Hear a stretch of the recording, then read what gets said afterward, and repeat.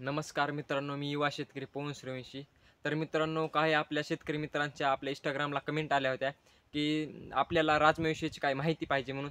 तर मित्रांनो, राजमाविषयीची माहिती सांगायला गेलं तर आपण पहिलेच वर्षी राजमा लावला होता आणि राजमा लावल्यानंतर पहिलेच वर्षी मित्रांनो आपल्याला एकरी 7 ते 8 क्विंटलचा उतार आला आणि आपला राजमा जर विकला आपण राजमा, तर मित्रांनो आपल्याला राजम्याला 10,200 इतका भाव मिळालेला आहे.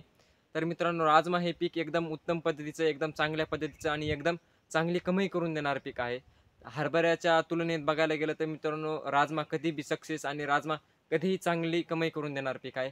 राजम्याच्या जर मित्रांनो व्हरायट्या पाहायला गेलं, तर राजमाच्या 7 ते 8 प्रकारच्या व्हरायट्या आहेत. तुम्हाला दाखवतो किती प्रकारच्या व्हरायटी आहेत तर. तर मित्रांनो, सगळ्यात चांगली व्हरायटी म्हणलं तर डायमंड ही व्हरायटी आहे आणि त्याच व्हरायटीची आपण लागण केली होती.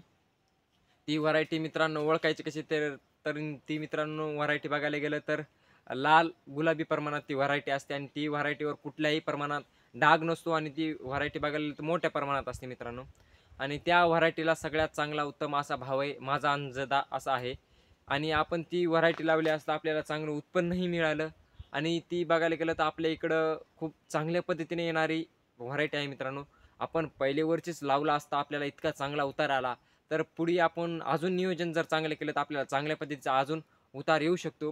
आणि जर पाहायलाच गेलं तर त्याच्यात 7 ते 8 प्रकारच्या व्हरायटी आहेत. त्याच्यात वाघ्या, गोल्या अशा भरपूर साऱ्या व्हरायटी आहेत. बघायला गेलं तर मित्रांनो, त्या व्हरायटीपेक्षा आपल्याला डायमंड ही व्हरायटी एकदम चांगल्या पद्धतीची वाटली. आपण पुढे सुद्धा लागण करणार आहोत. आणि तर मित्रांनो, राजमा हे पीक पाहायला गेलं तर आपल्या हरभऱ्याबरोबर राजमा हे पीक लावलं जातं. आपल्या हरभऱ्याबरोबर बी लावू शकता आपण आणि किंवा उन्हाळी पीक आपल्या तिळाबरोबर उन्हाळी तीळ कसं लावतात तसं उन्हाळ्यात सुद्धा याची लागण घेतली जाते. तसं बघायला गेलं तर काही शेतकरी तिन्ही ऋतूमध्ये राजमा या पिकाची लागण करतात. पण सरासरी हिवाळा आणि उन्हाळा ह्या 2 ऋतूमध्ये एकदम चांगल्या प्रकारे चांगलं उत्पन्न हे पीक देऊ शकतं मित्रांनो.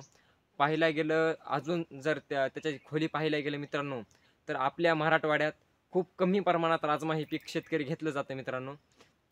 आणि याचं मार्केट आपण पाहायला गेलं तर आपण केज तालुक्यात हे राजमा हे पीक विकलं गेलं होतं. राजमा या पिकाला सरासरी भाव 12,000 ते 13,000 रुपयापर्यंत हे 10,000 ते 12,000 रुपयापर्यंत भाव मिळतो. आपल्याला 10,200 इतका भाव मिळाला होता मित्रांनो. तर राजमा हे पीक आपण टोकन यंत्राच्या सहाय्याने लावू शकतो, बैलाच्या सहाय्याने पेरू शकतो आणि तसंच बघायला गेलं तर एकरी आपल्या सोयाबीनसारखंच एकरी 25 ते 30 किलो आपण एकरी बियाणं पेरू बी शकतो. असं आहे मित्रांनो राजमा पीक. आणि अजून जर राजमा पिकाची माहिती पाहायला गेलं मित्रांनो, तर राजमा या पिकाला कमीत कमी खर्च आहे आणि त्याच्याहून पाहायला गेलं तर कमीत कमी कालावधीत म्हणजे 70 ते 80 दिवसात येणारं हे पीक आहे. आणि तसं यावर रोग पाहायला गेलं तर मित्रांनो, जास्त प्रमाणात असा कुठलाही रोग नाही, फक्त एकच रोग यावर पाहायला मिळतो.